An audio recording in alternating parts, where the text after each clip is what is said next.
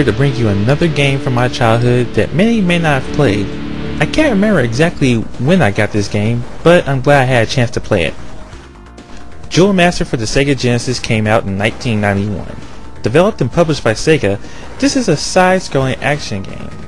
You play as a warrior trying to recover the lost rings of the 12 Jewel Masters in order to defeat Jardine and save the land of Mythgard.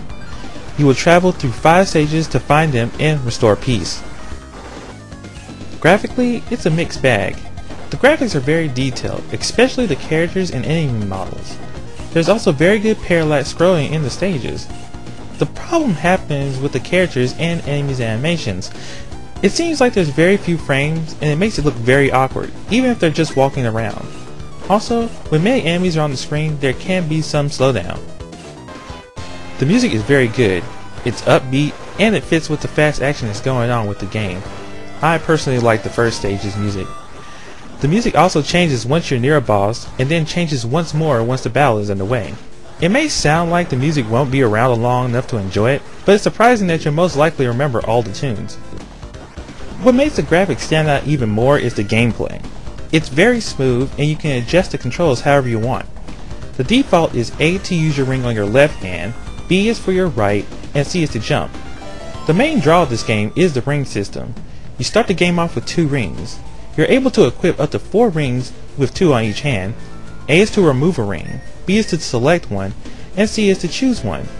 The rings are divided into the 4 elements: earth, fire, wind, and water. No. But like Captain Planet, you can combine powers of the rings to get new abilities or attacks. There are many combinations to find as you gather more rings, and some are necessary to get through the stages of the game. This can get difficult at the higher stages, but it won't take long to get the hang of it, and advancement will happen quickly. This is a very fun arcade style game with very good music and graphics. While the animations on both sides of the fence, the control is very good.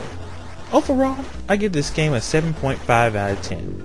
The pros: good music, smooth controls, and finding new powers with combining rings.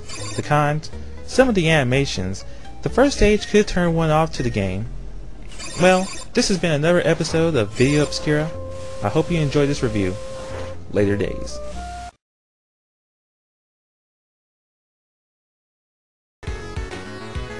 Granada. It was developed by Wolf Team and published by Renovation, who also did the shooter Whip Rush. This game offers a nice twist on the standard shooter. I got this game several years ago from a pawn shop, and I still enjoy it to this day. You take the role of, well, you, and you control the Granada, a legendary tank of unknown origin. Your maneuver scepter, or tank, is sometimes called the god of the African continent or the ghost of soldiers. You travel through at least 8 stages, pretty much destroying anything in your path.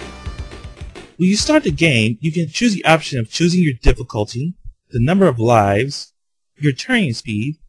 You can also listen to the music and sounds of the game, and you can also assign what buttons do what. The button layout uses the standard 3-button controller, using A as your normal shot, B to fix the Granada in a specific direction, or C to use your blaster. You can also assign actions by using a combination of buttons.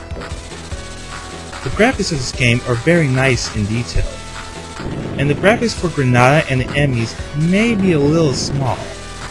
And when there's a lot of action going on screen, it can be a little difficult to actually determine where you are amongst the battle.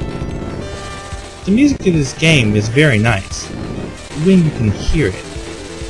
See, the sound effects have a tendency of overpowering the actual music, and an option to turn this off or down would have been very much appreciated. The gameplay is like a typical shooter, but with a twist.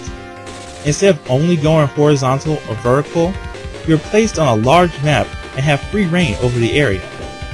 In the right hand corner, there's a radar monitor that shows you the targets that you must destroy in order to challenge the boss of the stage, who is shown as a flashing red dot. There's also a time limit to consider. Most of the time, these targets are very easy to spot since they usually look different than any other enemy on the stage. The bosses take strategy to actually defeat. You can't just haphazardly shoot at them, or you're most likely going to be killed. The first stage's boss only just jumps around and you must wait for the opportune time to strike. While on the second stage, you must stop shooting so that the enemy will open his actual weak point so you can actually fire. This actually adds a layer of strategy instead of just running and gunning. You don't only have your blaster and regular shot at your disposal. Just like other shooters, you also get power-ups. But these are not like your typical power-up stuff. First, there's a deflector, a cube-shaped power-up that reflects your bullets in random directions. You also get missiles, a shield, and a couple of others. These have an additional ability if you use them in conjunction with your blaster. Also, these power-ups can work together to make an even more powerful effect. The pros. Nice music, a twist on the standard shooter, and a very easy to pick up and play. The cons. Sound effects sometimes overshadow the music, character graphics are a little small, and some areas are a little hard to navigate through. Many of these issues are very manageable. Even with these, if you're a shooter fan who wants something a little different, then you should give this game at least one play. I give this game a 6.5 out of 10. Well, that's all for today. Later days.